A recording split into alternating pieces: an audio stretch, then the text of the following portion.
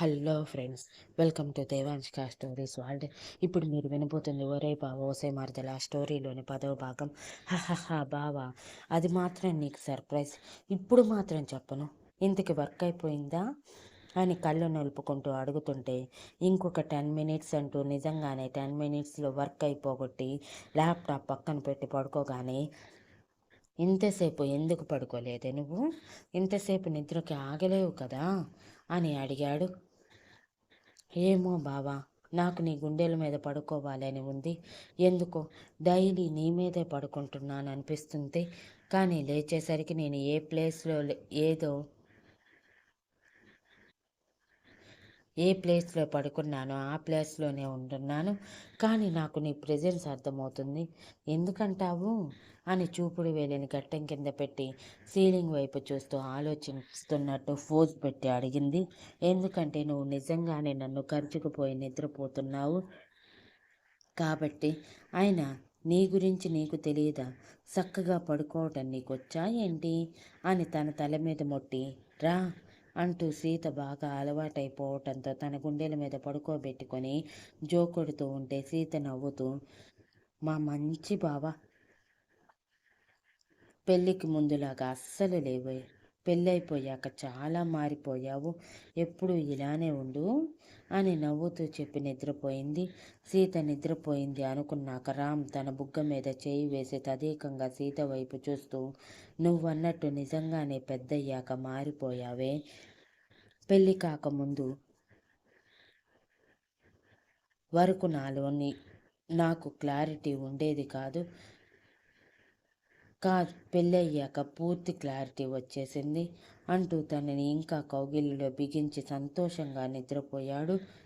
తర్వాత రోజు రామ్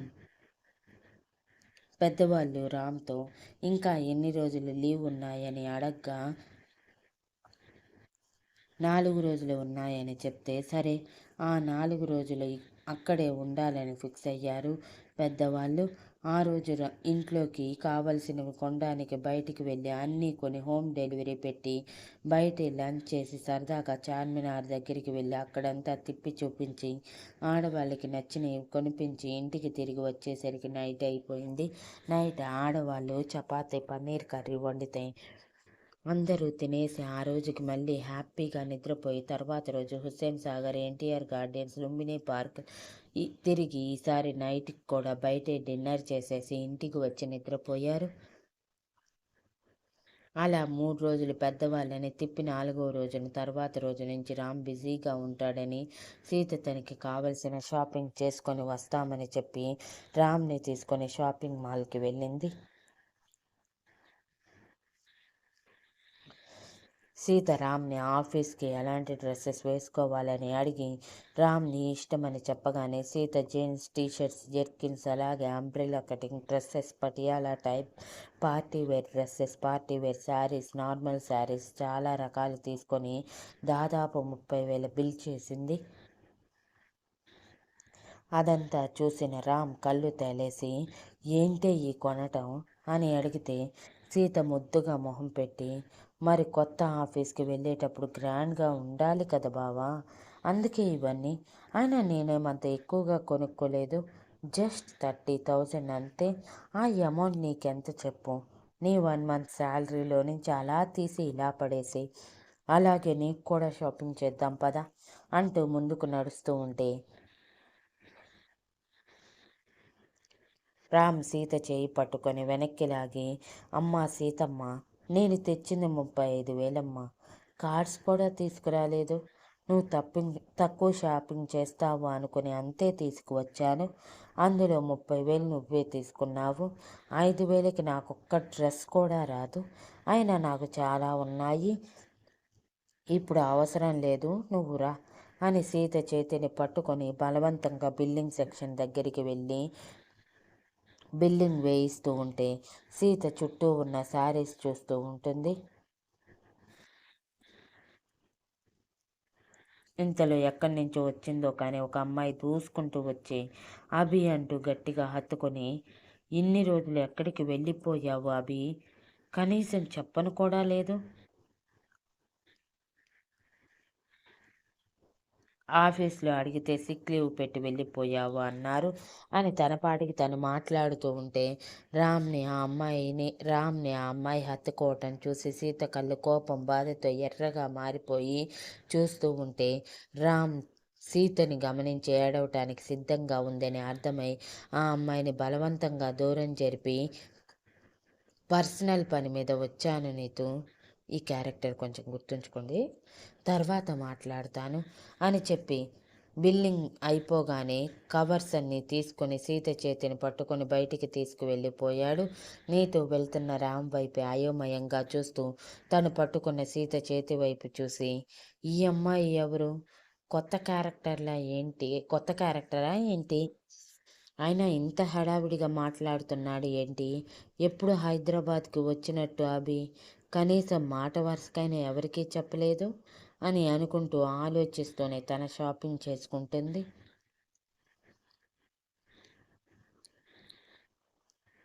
రామ్ ఆఫీస్లో తన పెళ్ళని ఎవరికీ చెప్పలేదు. అలాగే ఆఫీస్లో అందరూ రామ్ని అభి అని పిలుస్తారు. తన ఫ్యామిలీ మాత్రమే రామ్ అని పిలుస్తారు. యాక్చువల్గా సడన్గా తన గ్రాండ్ పేరెంట్స్ పెళ్ళి అని చెప్పి పిలిచేసరికి షాక్లో జస్ట్ సిక్ లీవ్ అప్లై చేసి ఊరికి వెళ్ళిపోయాడు రామ్. కార్ స్టార్ట్ చేశాక సీత రామ్ పక్కన కూర్చున్నాక, ఎవరు ఆ అమ్మాయి బావా, ఎవరు ఆ అమ్మాయి, బావని అంత క్లోజ్గా హక్ చేసుకుందేంటి, బావ ఆ అమ్మాయి క్లోజ్ ఫ్రెండ్సా, అంతకంటే ఎక్కువ బలవంతంగా బావ నన్ను పెళ్లి చేసుకున్నాడా, తనకి నేనంటే ఇష్టం లేదా అని అనుకోగానే సీత కళ్ళల్లో నుంచి కన్నీరు టప్టపా రాలిపోయాయి. అవి రామ్కి కనిపించనివ్వకుండా విండోలో నుంచి బయటికి చూస్తూ తుడుచుకుంది. రామ్ మాత్రం సీత ఎక్కడ తనని అపార్థం చేసుకుంటుందో అనుకుంటూ టెన్షన్గా కొంచెం దూరం వెళ్ళిన సీత కనీసం తన వైపు చూడకపోయేసరికి తన చేయి పట్టుకొని సీత అని పిలవగానే సీత బలవంతంగా పెదవుల మీద నవ్వు తెచ్చుకొని హా బావా అని అంది. ఇటు చూడు అని సీత మొహాన్ని బలవంతంగా తన వైపు తిప్పుకొని ఒక చేతితో కార్ని హ్యాండిల్ చేస్తూ పరీక్షగా సీత మొహం చూసేసరికి తన కళ్ళు ఎర్రగా మారిపోయి చెంపల మీద కన్నీటి చారికలు కనిపించటంతో కార్ పక్కకి ఆపేసి, ఏంటి ఇది, అసలు ఎందుకు ఏడుస్తున్నావు అనగానే సీత మళ్ళీ కన్నీళ్లు రాల్చేస్తూ, ఎవరు బావా ఆ అమ్మాయి, నువ్వు ఆ అమ్మాయి ప్రేమించుకుంటున్నారా, అందుకేనా నువ్వు కనిపించగానే అంత ఎగ్జైట్ అయ్యి వచ్చి హగ్ చేసుకుంది, నువ్వు నన్ను బలవంతంగా పెళ్లి చేసుకున్నావా, నేనంటే నీకు ఇష్టం లేదా అని తను ఊహించుకున్నవన్నీ ఒక్కసారిగా అడిగేసి, ఎందుకు బావా ఇంత పని చేశావు, అమ్మ వాళ్ళతో ఆ అమ్మాయి గురించి చెప్పుంటే పెళ్ళి ఆపేసేవాళ్ళు కదా, అనవసరంగా నువ్వు ఇప్పుడు బాధపడే అవసరం వచ్చేది కాదు కదా అని బాధగా అంది. సీత ఇమాజినేషన్స్కి రామ్ కళ్ళు తేలేసి తన నెత్తి మీద ముట్టి, ఏయ్ మెంటల్, ఏం వాగుతున్నావు, నీకైనా తెలుస్తుందా, నేను ప్రేమించటం ఏంటి, అయినా నేను ప్రేమిస్తే అత్త వాళ్ళకి చెప్పే ధైర్యం నాకుంది, నేను ఎవరినీ ప్రేమించలేదు, తను నా కాలేజ్ ఫ్రెండ్, ఇప్పుడు నేను వర్క్ చేసే ఆఫీస్లో కొలీగ్, అంతే,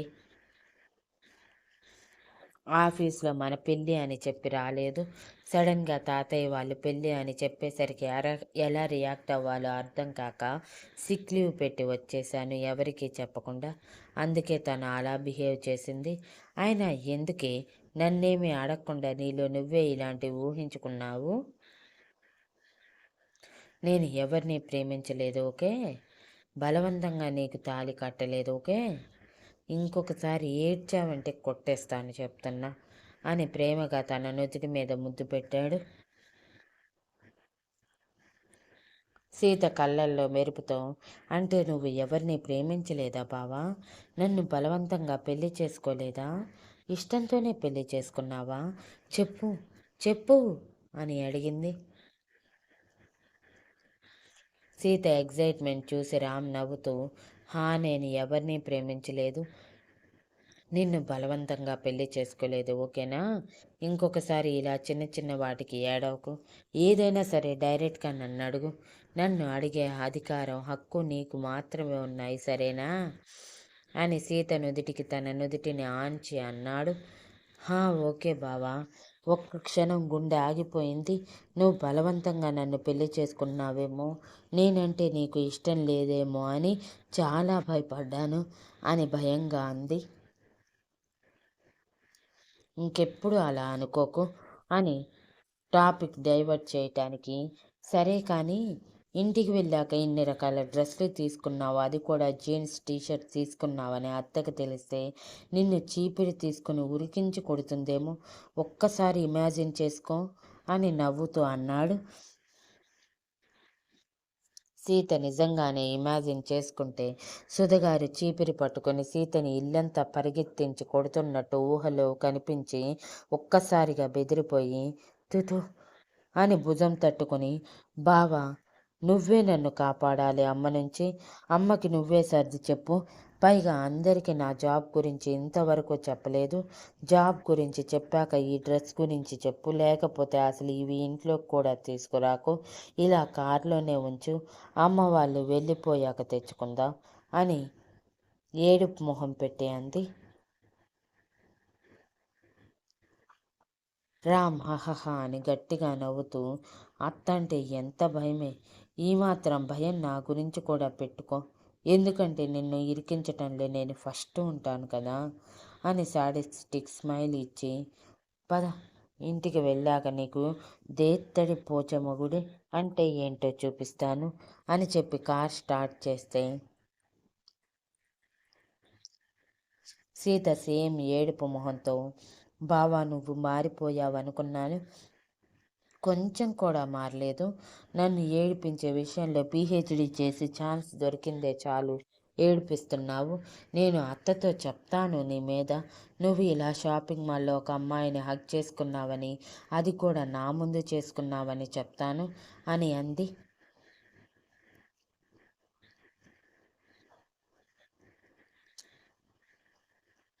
thank you for listening and please like, share, comment and subscribe.